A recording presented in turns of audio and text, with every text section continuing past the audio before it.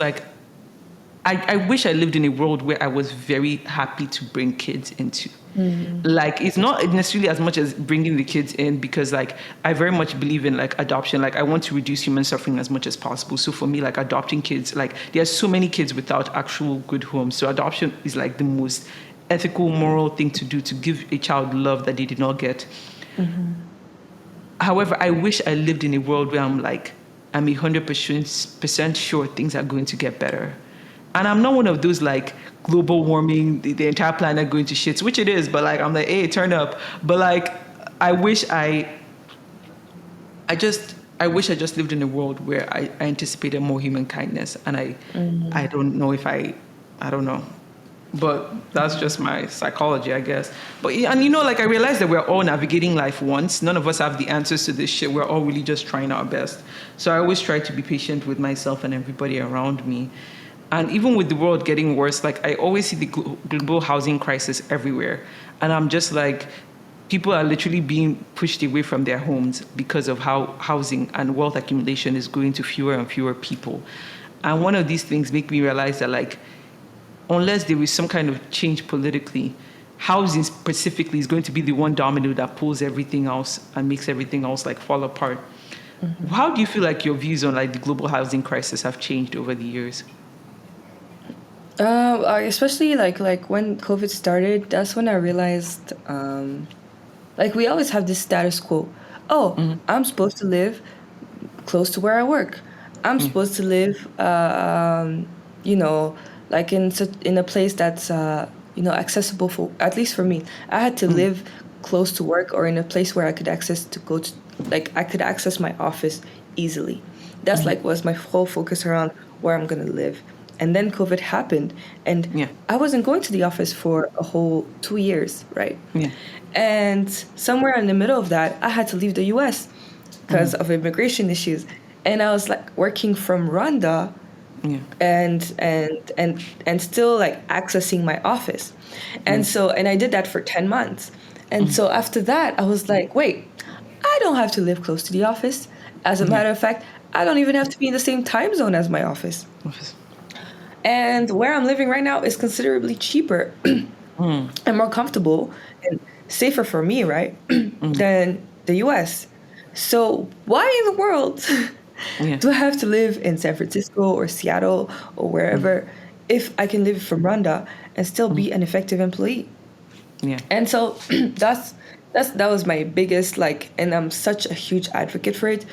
There is no employer that can tell me where I need to live anymore. Like, I live where I'm comfortable, and I will still do my work as good as the next person. But you cannot expect me to live in a place that requires $4,000 a month for rent. That's ridiculous. I said that, like, that's where I stand. How about you? I was about to say, the fact that there is no geopolitical push for remote work, when you see so many things happening at once. People are not having children because they cannot afford housing, they cannot afford to have kids. Gas prices are literally off the roof. Rental prices have increased so much every single place. And you people think that like pushing work from an office that could literally, remote work could solve all those three problems, allowing people to have children, like literally could solve those problems. It is wild to me that people to be better parents and be present in their children's lives. I remember when I used to work, like when in one of my previous jobs, how like, because my team was very remote friendly, like already 1/3 of our team was completely remote. But also what it meant was that those who were in the office area could come in as many days as they needed to. Like when, especially for women, it allows them to offload a lot of work to their partners, to their male partners specifically. Because a lot of times when the kids would fall sick, a lot of the men were software engineers, but a lot of their wives were not. So their wives needed to go into the office. And what would happen is that if the child is sick, the man could actually stay at home. And the wife who needed to go into the office could actually go because she was a dentist, she was a teacher, she needed to go in. I think for me, like, it's unconscionable to demand that people who can do their work remotely stay in a city that is overpriced, unaffordable, and stifles their quality of life because you want some kind of tax breaks. And I also think what a geopolitical push could look like would be providing tax breaks for people who allow their companies to work remotely, incentivizing that thing. And and it's also like, I don't even think we'll get to the point where politicians will have the leverage to do that, because the forces will already compel them to do so. By the time people realize they can work from Bali, anywhere on earth, to do their work, they won't need the politicians to force those tax breaks. They will already happen. They will literally already happen. So Yeah. I think something I always remind myself is that, like, the world is changing around you. You have to adjust. The Yeah. people who are And that exactly counts for even the employers. Like you, because they exactly can't always say like, "Oh, you have to adapt. You have to adapt." No, you have to adapt. Goddammit. I feel like even the people that are saying, like, actually, personally, that's the reason why I could never apply to Google. Google requires you to go to the office a couple times a week. I'm like, even the person that put that rule, I know goddamn well doesn't want that rule to be effective. Like, because imagine like you as a parent, you're like, you have two kids. One is growing up like a newborn, right? It's COVID yeah. baby. And you had the chance to see them grow, right, for the past 2 years Fam. because you were at Fam. home. And now you want to give that up? Like, I how? told Make it make sense. Fam, this is why, like, you'll be wondering why I'm like an antinatalist, because I'm seeing all this madness, right? The math is not adding up. So I'm like, these people have to not be like, inside is not working very well. But like, the fact that, like, you, not just your quality of life could improve by living in a city that makes you thrive more. If you like the sun, you live there. If you like the winter, you live there. But literally, your child, your offspring, the being that you live on earth when you're no longer here, could actually benefit more from having an active and involved parent. And people are fighting this. That's why, like, I'm like, we're not safe. We're not safe. Like, this planet, we're not safe. Like, and so for me, it's like, I always think of the fact that, like, the companies have an incentive to protect their interests, whether it's their expensive office spaces, whether it's their tax breaks, but you have an interest to protect yourself, to create the world that you want to live in.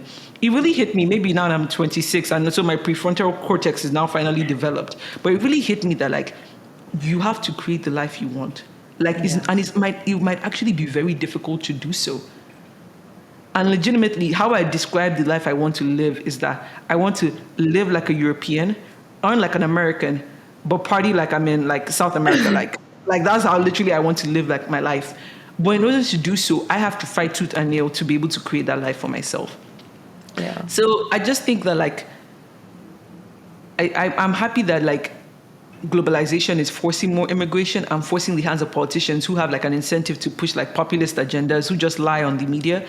And I also hope that, like, we never forget that there's never been a time in history where you could literally just work from your computer. This is revolutionary. Like, it's literally like, and we should never take that for granted and exploit it as much as possible. Because the thing about it is that, like, I'm not trying to be cliche, but you could literally be raising the next, like, for lack of a better word, Elon Musk, if you're an active and involved parent, to allow your child to just like engage in their curiosities. But if you're losing 2 hours a day commuting, that's 2 hours lost. Like, fam, and when you multiply that 1 year, 5 years, like, unconscionable. Yeah, like, yeah, it's crazy. It's crazy. But that's my stand. I feel like we should not live in a world in the 21st century, pre-COVID times, where employers require you to go to the office. You should live where you want, and in the world that we live in, you should be able to work just as effectively.